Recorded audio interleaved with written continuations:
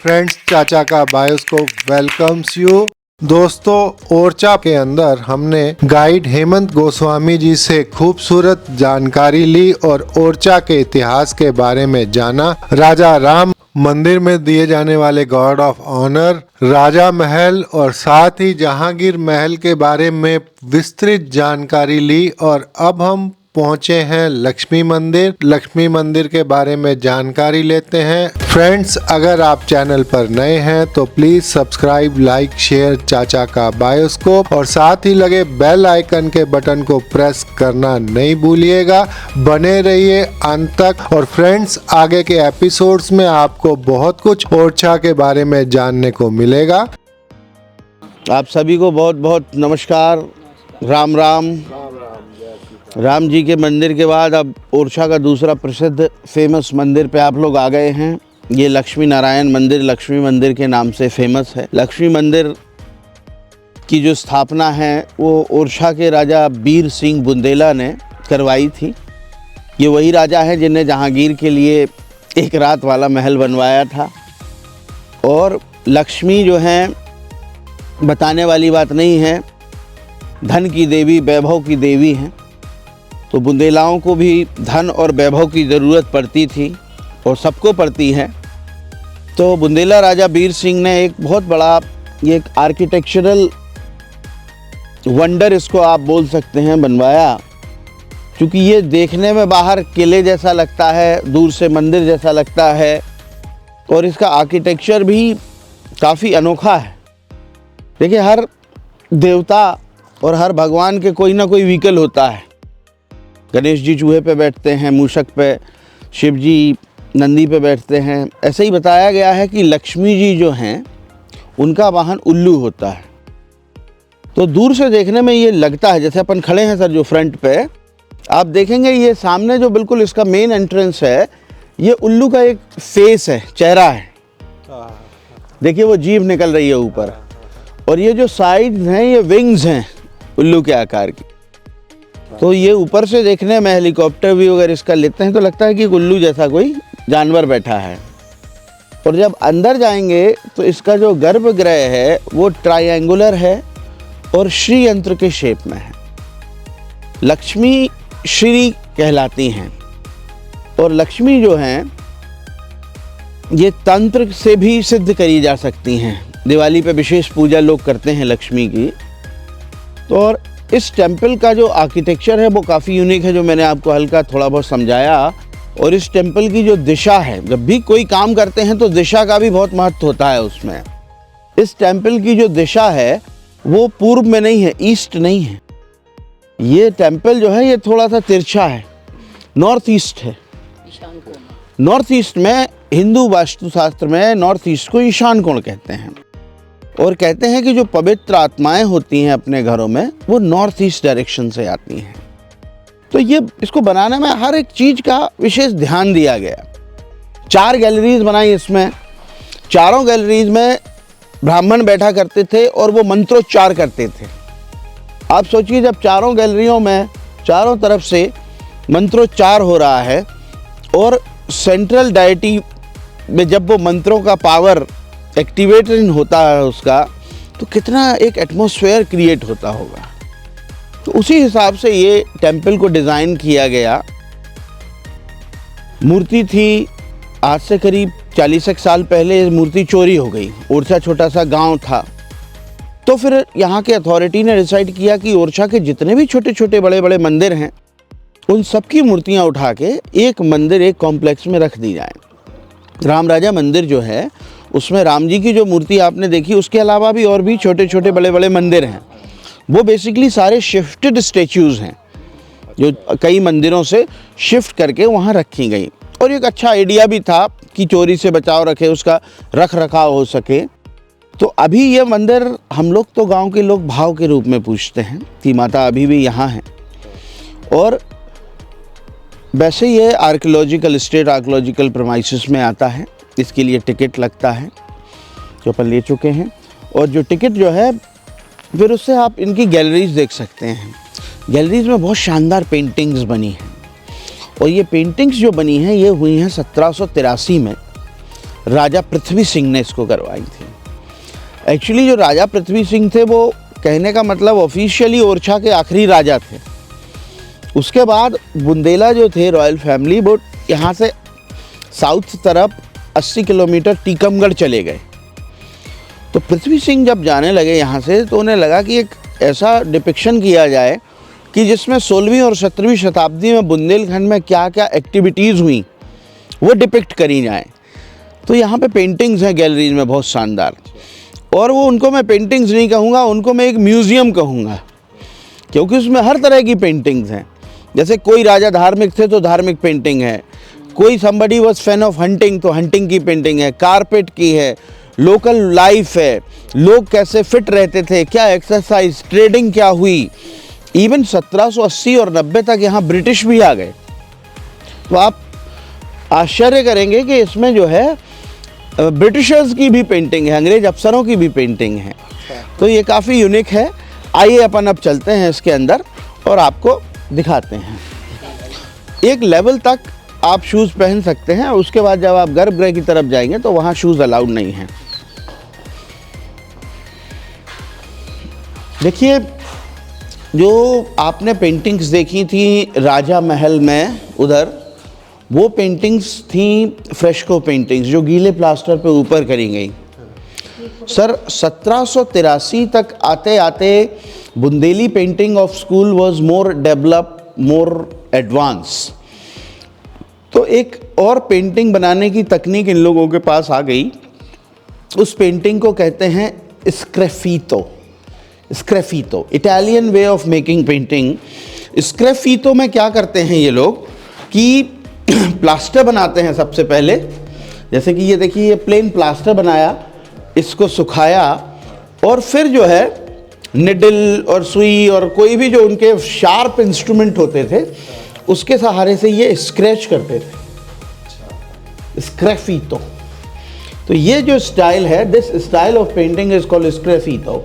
इस मंदिर में आपको दो तरह की पेंटिंग मिलेंगी। जो वॉल्स पे आप नॉर्मली देखेंगे वो स्क्रेफीतो रहेंगे, और ऊपर रहेंगे फ्रेस्को पेंटिंग, क्योंकि जो सीलन आती है बेसिकली वो ऊपर से ही आती है। तो अगर ये स्क्रेफीतो ड्राई प्लास्टर के ऊपर बनाई जाती तो वो गिरने का डर रहता, और दूसरा स्क्रैच कर रहे हैं तो डस्ट भी निकलती है उससे, तो पेंटर्स के लिए it would have been much difficult.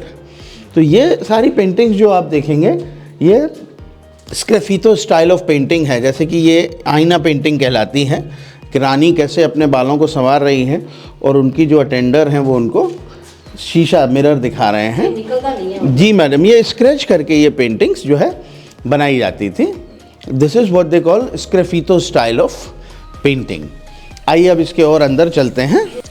ये सामने आप देखेंगे ये इस मंदिर का गर्भगृह है, जहाँ पे अपनी माता लक्ष्मी की मूर्ति विराजमान थी। बट आज भी हमारे ओरछा के लोग और सारे बुंदेलखंड के लोग मानते हैं कि माँ यहाँ अभी भी किसी न किसी रूप में हैं और हम लोगों को संपन्न और आशीर्वाद दे रही हैं। ऊपर आप देखेंगे कुछ पेंटिंग्स बनी हैं।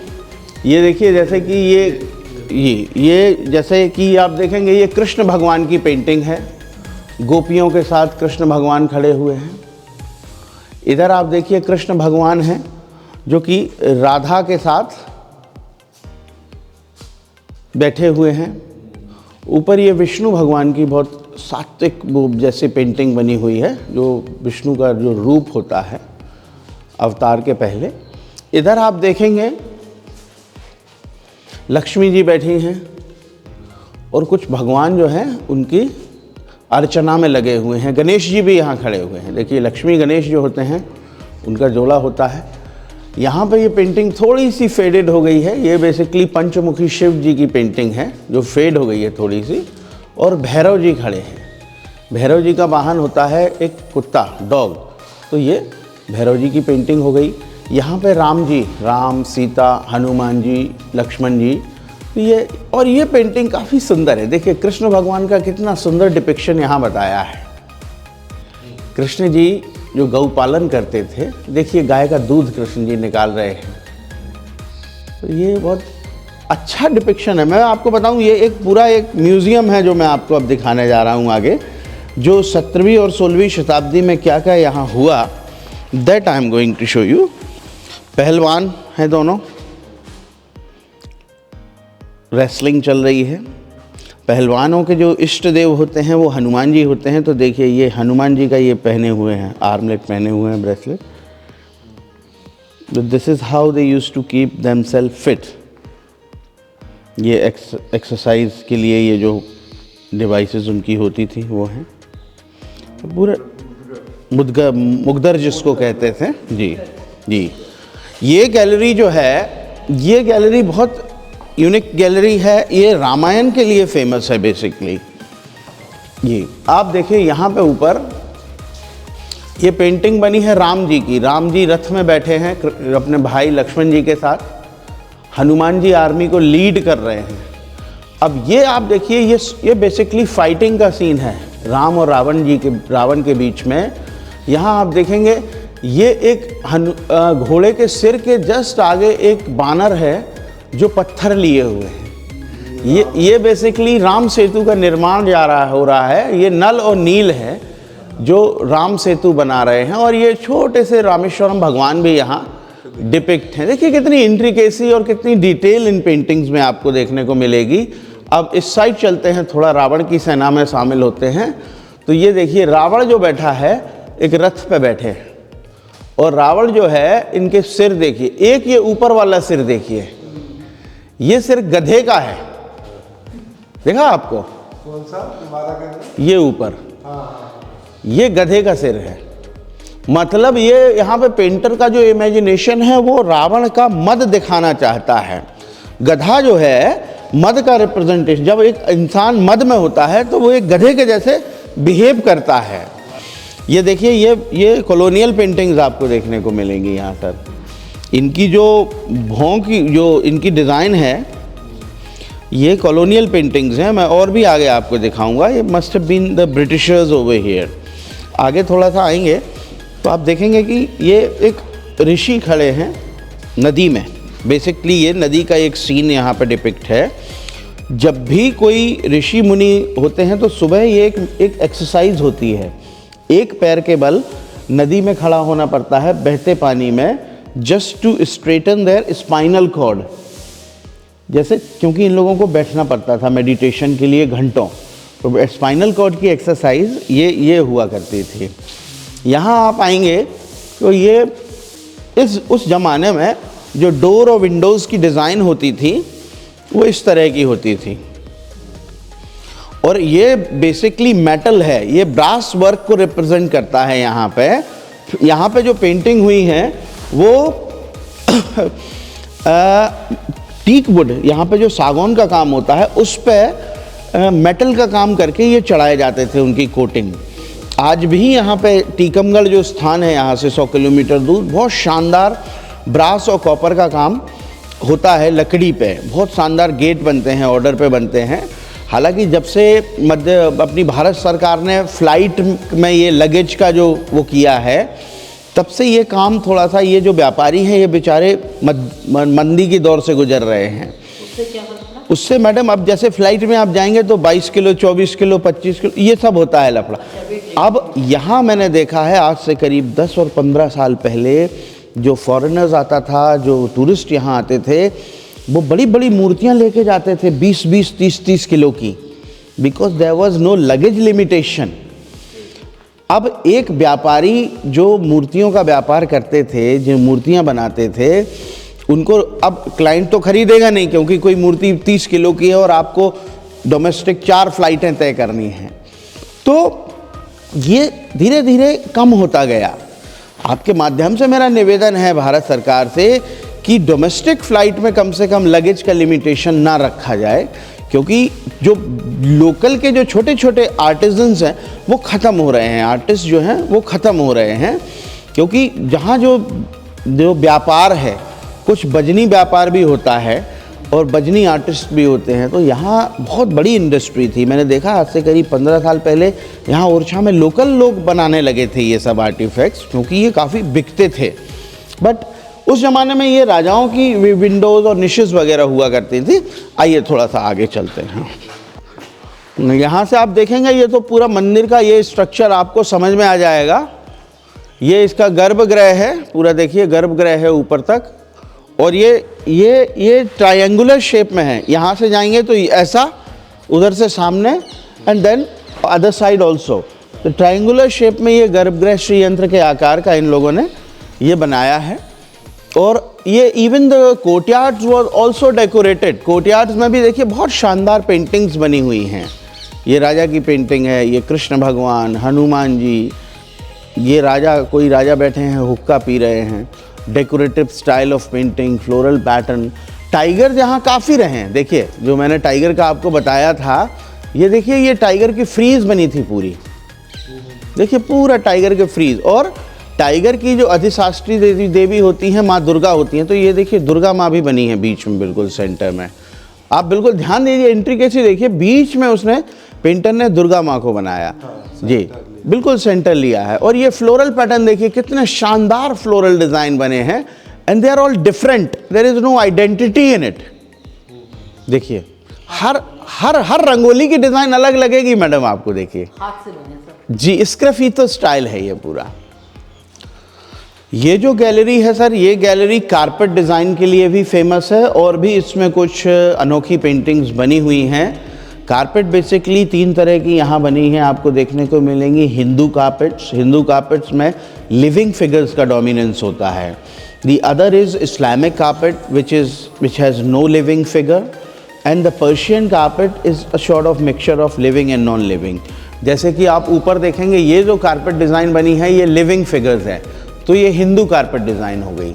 आगे आप जाएंगे तो ये जो कारपेट बनी है छोटे छोटे 5-6 लगातार, 1 2 3 4, ये इस्लामिक फ्लोरल पैटर्न हो गया। और पर्शियन जो होती है, ये पर्शियन कारपेट में देयर इज़ 50-50 लिविंग और नॉन लिविंग का मिक्सचर होता है। तो ये जो है कारपेट के लिए भी फेमस है गैलरी। और यहाँ पीछे आप देखेंगे तो ये एक हंटिंग सीन है यहाँ, कैसे राजा टाइगर को मार रहे हैं। अब देखिए हंटिंग डॉग्स भी उनके साथ होते थे, and then they have soldiers surrounded the tiger from all 3 direction, और चौथी तरफ राजा घोड़े पे बैठे हैं और टाइगर को मार रहे हैं। तो ये हंटिंग एक सीनरी है। आप इंट्रिकेसी देखिए, ये रिस्टोर हुआ है। लुक एट दिस इंट्रिकेसी, कितनी शानदार तरीके से ये पेंटिंग बनाई गई। यहाँ आगे आएंगे तो थोड़ा सा ये आपको अनोखी पेंटिंग देखने को मिलेगी। This is the painting of 2 British officers sitting and sharing their wine. ये पेंटिंग्स हैं स्क्रैफितो स्टाइल। इधर इस तरफ भी सेम पेंटिंग्स है। ये जैसे आपकी पर्शियन कारपेट हो गई, पीकॉक हैं और बहुत सारा फ्लोरल पैटर्न है। Over here this is a Hindu carpet design, पूरी मछलियों की ये कारपेट बनी है। Then there is another one this Persian carpet. फिर से आप देखिए ये रेसलिंग का सीन है। अब यहाँ ऊपर देखेंगे तो ये जो है, यहाँ से शुरू करेंगे, ये राम सीता जी तीनों भाई और गुरु जी उनका राज्याभिषेक कर रहे हैं। तो ये भगवान के राज्याभिषेक की पेंटिंग बनी हुई है। इधर आएंगे तो ये भी बहुत अनोखी पेंटिंग है। ये देखिए पंचमुखी शिव जी बैठे हैं, पार्वती जी यहाँ पे विराजमान हैं। इस साइड आप देखें ये नंदी बैठे हैं, भैरव। अब इधर आएंगे तो नारद जी हैं, इनको भूल गए, माता के शेर भी बैठे हैं, नारद जी हैं, गणेश जी और कार्तिकेय। आप देखिए सेंट्रल इंडिया और नॉर्थ इंडिया में कार्तिकेय की बहुत रेयर पेंटिंग देखने को मिलेगी। साउथ इंडिया में मुरुगन स्वामी के नाम से होती है इनकी पूजा, मगर यहाँ आप ये पूरा शिव परिवार आप देख रहे हैं, विच इज़ वेरी यूनिक। ये कार्तिकेय जी का जो वाहन होता है वो पीकॉक होता है, तो there is a peacock also, right. ये गजलक्ष्मी की पेंटिंग है। On your other side there is also a beautiful depiction, ये कृष्ण लीला की पेंटिंग है। ये देखिए दोनों भाई गणेश जी और कार्तिकेय जी, रिद्धि सिद्धि यहाँ खड़ी हैं। काफ़ी अच्छी पेंटिंग है। ये कृष्ण भगवान नृत्य कर रहे हैं यहाँ पे। इधर आएंगे तो ये कालिया मर्दन, ये कालिया मर्दन की पेंटिंग है। यहाँ आगे बढ़ेंगे वो कहानी आपको याद है, जब लड़कियाँ गोकुल में नदी में नहा रही थी तो कृष्ण भगवान उनके कपड़े लेके पेड़ पे चले जाते हैं। तो ये एक वो है। मगर ये लड़कियां हेजिटेट हो रही हैं। देखिए, इसका फिलोसॉफिकल मीनिंग ये है कि अगर आप हेजिटेशन रखेंगे अपने आराध्य के प्रति तो आप अपने आराध्य को कभी पा नहीं सकते। मतलब ये है, कृष्ण ने उन्हें एक मोटिव दिया कि कलयुग की शुरुआत होने वाली है और आप ये सब चीज़ें छोड़िए, कलयुग में थोड़ा सा करप्शन ज़्यादा हो जाएगा। तो ये कृष्ण भगवान की पेंटिंग है जो उन्होंने कपड़े लेके पेड़ पे चढ़े। And then over here you can see this is a very very unique. जी, इनको टच नहीं करा, इनका केवल ट्रीटमेंट किया थोड़ा सा। ये देखिए, अब ये जो पेंटिंग है ये शिव जी की बहुत अनोखी पेंटिंग है। ये पेंटिंग आपको बहुत कम मिलेगी देखने को। शिव जी नॉर्मली आप देखते हैं तो औगड़दानी के रूप में रहते हैं, गले में सांप लिपटे हैं और ये ऐसे टीका लगाए हैं। बट यहाँ आप देखिए शिव जी बिल्कुल कितने सजे हुए हैं, मालाएं पहने हैं, सोने के ये कमंडल पहने हैं, आर्मलेट, ब्रेसलेट, सब कुछ पहने हुए हैं। ये जो है ये गंगा अवतरण की पेंटिंग है बेसिकली। ये देखिए पार्वती जी मोटिवेट कर रही हैं भगवान को कि हमको अब बनारस में जाके रहना है, और ये गंगा जी को साथ में लेके। तो ये जो है ये विश्वनाथ भगवान बेसिकली यहाँ बने हुए हैं जो काशी में विराजमान है। और ये डेकोरेटिव रूप में आप देखिए कितने शानदार भगवान की वो बनी हुई है। ये इधर आप देखें ये पूरी रास लीला बनी हुई है। कृष्ण भगवान जिस तरह से गोपियों के साथ रास रचाते थे ना, वो that is the depiction over here. Peacock हैं साइड में, इन लोगों ने मोरें भी बनाई, हर गैलरी में बनी हैं चारों कोनों में। ब्यूटी के लिए हैं ये, ब्यूटिफिकेशन और स्पेस को भरने के लिए। जी मैडम, हर गैलरी में आपको मिलेंगी। ये कारपेट डिज़ाइन है, Hindu Muslim, the symmetry of this is very much detail.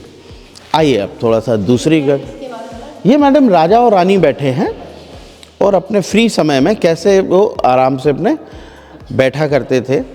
यहाँ पे एक रानी अकेली बैठी हुई हैं।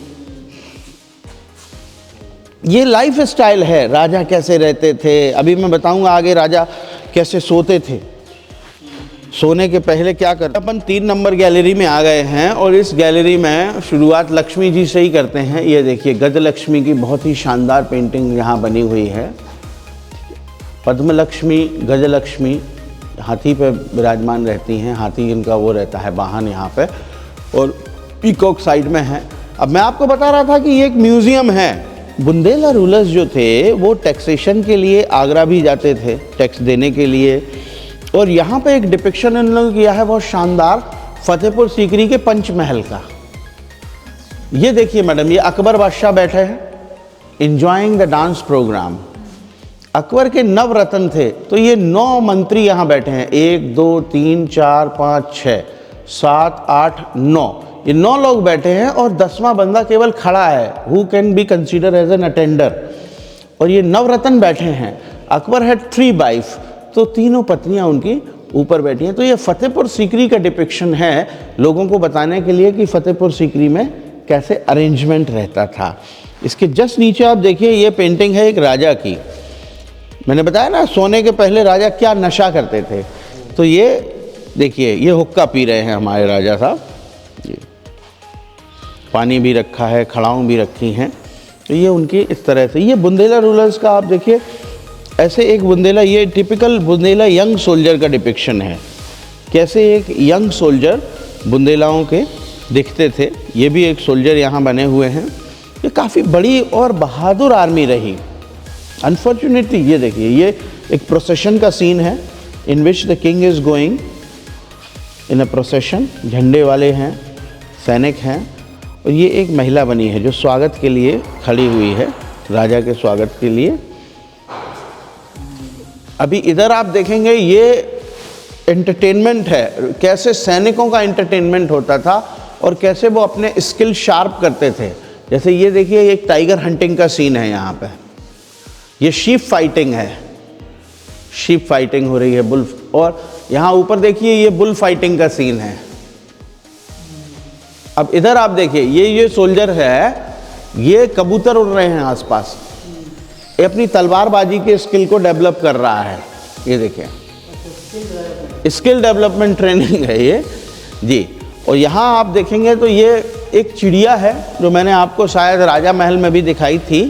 इस चिड़िया का नाम है चुंगुल चिड़िया। अपन कहते हैं ना किसी को चुंगुल में दबोचना, चुंगुल में, तो ये डायनासोर जैसी चुंगुल चिड़िया इस एरिया में हुई। और कहते हैं कि इसकी जो कैपेसिटी थी तो वो ये 7 हाथियों को एक बार में ये कैरी कर सकती थी। जी मैडम, 7 हाथी आप देखिए काउंट कर सकते हैं। या it was like a dinosaur. यहाँ पे ये विष्णु भगवान की बहुत शानदार पेंटिंग बनी हुई है। विष्णु जी शेषशायी विष्णु हैं, लक्ष्मी जी विराजमान हैं और ब्रह्मा जी भी इनकी नेवल से आ रहे हैं, निकल रहे हैं। ये देखिए, ये गरुण भगवान विष्णु जी को लिए हुए हैं। यहाँ पे हनुमान जी राम और लक्ष्मण जी को अपने कंधे पे लेके जा रहे हैं। और ये जो सीन है, ये जो सीन है, लाइट हमें दे दीजिए। ये जो सीन है, ये सीन है रामायण का, जब भगवान हनुमान जी श्रीलंका जाते हैं और मेघनाथ को मारते हैं और लंका में आग लगाते हैं। मतलब उनकी युद्ध हुआ ना, जो मेघनाथ से मारा तो भगवान लक्ष्मण ने था उनको, बट ये जो है जब युद्ध हुआ, उनने पकड़ा उनको, तो हनुमान जी ने किस तरह से लंका में जो आग लगाई और उपद्रव किया, उसका ये सीन है।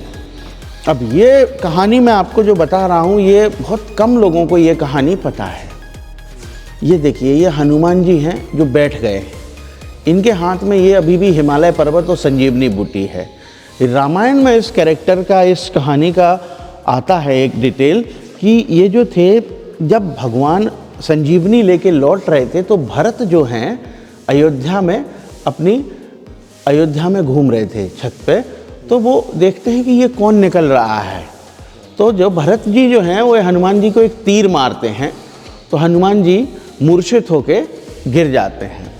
और जब भरत जी को ये पूरी व्यथा सुनाते हैं तो भरत जी कहते हैं कि मैं भी चलूँगा तुम्हारे साथ। तो उन्होंने कहा नहीं, आप हमें बस जाने दो जल्दी, क्योंकि हमारे राम जी खुद सक्षम हैं रावण को मारने में। तो भरत जी कहते हैं कि भाई देखो, मैंने तुम्हारा टाइम वेस्ट किया है, हाँ, तो आप एक काम करो, मेरे तीर पे बैठ जाओ। ये देखिए, और he boosted the speed of Hanuman ji. तो ये कहानी बहुत कम लोगों को ये होती है, पता है। यहाँ पे एक और यूनिक पेंटिंग है, ये देखिए, ये गणेश जी की बहुत शानदार पेंटिंग है। ये पेंटिंग जो है, गणेश जी की ट्रंक जो है, ये या तो लेफ्ट में होती है या राइट में होती है। यहाँ सीधी है। गणेश जी की सूंड जब सीधी होती है तो वो बहुत सिद्ध मूर्ति मानी जाती है, और वो कहीं भारत में बहुत ही कम स्थानों पे है। इसको कहते हैं रिद्धि सिद्धि गणेश, मतलब सबसे जल्दी सिद्धि देने वाले गणेश यही होते हैं जी। ये 50-50 है, होता है इसमें, मतलब तुरंत में जो काम होता है वो गणेश जी के इस डिपिक्शन से होता है। ये जो पेंटिंग है, ये हंटिंग की पेंटिंग है। राजा हौदा में बैठे हैं एलिफेंट के, एंड दे हंटिंग डियर्स। ये ऊपर देखिए, ये हिरन को मार के ला रहे हैं ये लोग। तो ये पूरा, हाँ, ये पूरा वही डिपिक्शन है। इधर आप देखेंगे इस साइड, तो ये पूरा बुंदेला रूलर्स की आर्मी है, बुंदेला रूलर्स की आर्मी है। और अब ये करते करते अब आ गया ब्रिटिश काल। जब ब्रिटिशर्स यहाँ आ गए तो यहाँ जो डिपिक्शन मैं आपको दिखाने वाला हूँ, ये बहुत शानदार डिपिक्शन है, how the life used to be during when the British were here. ये देखिए, नीचे वाले टेंट से शुरू करेंगे। ये ब्रिटिश ऑफिसर बैठे हैं और इनको कुछ ऑर्डर कर रहे हैं। बाहर आप देखिए, ये आदमी बैठा है, ये जगलिंग कर रहा है, ही इज एंटरटेनिंग हिमसेल्फ। ऊपर ये देखिए डांस परफॉर्मेंस हो रहा है in front of a British officer, musical instrument के साथ। इस घोड़े के ऊपर आप देखिए एक आदमी है जो रोटी बना रहा है। या लुक एट द इंट्रिकेसी, एक ऑफिसर है जो अपने हॉर्स को ब्रश कर रहा है, और हॉर्स के हेड के आगे आप देखिए एक महिला है जो चक्की पीस रही है। आपको याद होगा माता जी, चक्की पीसना। पहले जो फ्रेश आटा होता था वो सुबह पीसा जाता था और दिन भर उसी का उपयोग किया जाता था। Look at this intricate cannon. ये महिला है, ये जो है रोटी बना रही हैं। ऊपर आप देखिए ये लोग वाइन पीने लगे हैं, ब्रिटिशर्स ने इंट्रोड्यूस करी। और यहाँ देखिए ये वाइन का डिस्टिलेशन हो रहा है सर, ये देखिए वाइन बना रहे हैं। अब इस साइड आएंगे थोड़ा सा, यहाँ पे भी रोटी बन रही है। ये हाथी देखिए कुछ खा रहा है। हाथी की पेंटिंग आपने काफ़ी देखी होंगी, बट कम देखा होगा हाथी सूंड में अंदर वो मुंह में सूंड डाले हैं। यहाँ पे ट्रेडिंग चल रही है, देखिए बाजार का सीन है यहाँ पे। तो ये पूरा जो है ये ब्रिटिश लाइफस्टाइल को दिखाता है। कौन से सन का है? ये मैडम 1783 में पेंटिंग हुई, और ये वही समय था जब ब्रिटिशर्स यहाँ आ चुके थे लगभग, बट वो एक्टिवली यहाँ हुए 1857 से। यहाँ आप देखेंगे आगे ये पूरी आर्मी बनी है सर। हाँ, ब्रिटिशर्स की आर्मी, ईस्ट इंडिया आर्मी है। अब आप देखिए डाइवर्सिटी देखिए, ये जो सैनिक नीचे खड़े हैं, इधर ऊपर और नीचे, इनकी मूछें हैं, और ये जो ऑफिसर्स हैं जो घोड़े पे बैठे हैं, they are clean shaped. Now you can see the difference. अब आगे बढ़ेंगे थोड़ा सा, ये 30% जो सोल्जर्स हैं इनकी गन्स अभी भी कंधे पे हैं। आगे बढ़ेंगे तो ये 30% की गन ये लोड हो गई हैं, देखिए। और बिल्कुल आगे जो सोल्जर्स थे उनकी गन से फायरिंग चालू हो गई है। ये देखिए, ये धुआं निकल रहा है गन के माउथ से। तो एक सीन है, और ये कैनन्स भी हो, देखिए ये कैनन से भी शूटिंग हो रही है यहाँ पे। और यहाँ जो आप किला देखेंगे ये है बेसिकली झांसी का किला। तो ब्रिटिशर्स की नज़र झांसी के किले पे 1857 के बहुत पहले से ही डल गई थी। तो ये एक प्रिडिक्शन था यहाँ के महाराजा का। मैंने आपको बताया ये पेंटिंग 1783 में हुई। तो महाराज ने ये प्रेडिक्शन किया कि ब्रिटिशर्स अगर आएंगे तो हम अपने पैलेस को इस तरह से प्रोटेक्ट करेंगे, क्योंकि यहाँ जो है यहाँ राजा बैठे हैं, देखिए, न कि रानी बैठी है। जब अंग्रेज़ों ने अटैक किया तो लक्ष्मीबाई थी उसमें, तो राजा तो थे नहीं। तो यहाँ राजा बैठे हैं, मंत्री उनको, ministers are telling him news of every moment what is going on, and the soldiers are having guns and cannons protecting this fort. तो एक प्रेडिक्शन के जैसा था। तो जैसा कि मैंने आपको बताया कि एक पूरा ये मंदिर है जो बेसिकली एक ये आर्ट गैलरी इसको अपन कह सकते हैं। ये आर्ट गैलरी है जो बुंदेला लाइफ स्टाइल को रिप्रेजेंट करती है। अभी जो है इसके ये पेंटिंग्स की डिटेल मैंने आपको बताई। इसमें मंदिर में ऊपर जाने के लिए भी एक्सेस है। हर मंदिरों में छत बनाई जाती थी और पुजारी जो थे वो मंदिरों में ही रुके करते थे उस ज़माने में। तो यहाँ पे एक स्थान भी है जहाँ पे पुजारी रुका करते थे। तो इसमें ऊपर जाने के लिए रास्ता है। नॉर्मली जो टूरिस्ट आते हैं वो फ्री टाइम में अपने ऊपर आराम से घूम सकते हैं। और ये पेंटिंग गैलरी भी है। अभी जो है अगर आपको भगवान को, लक्ष्मी जी को प्रणाम करना है तो यहाँ कहीं जूते निकाल के you can go closer, Lakshmi ji को प्रणाम करिए, and then we move from here. Thank you.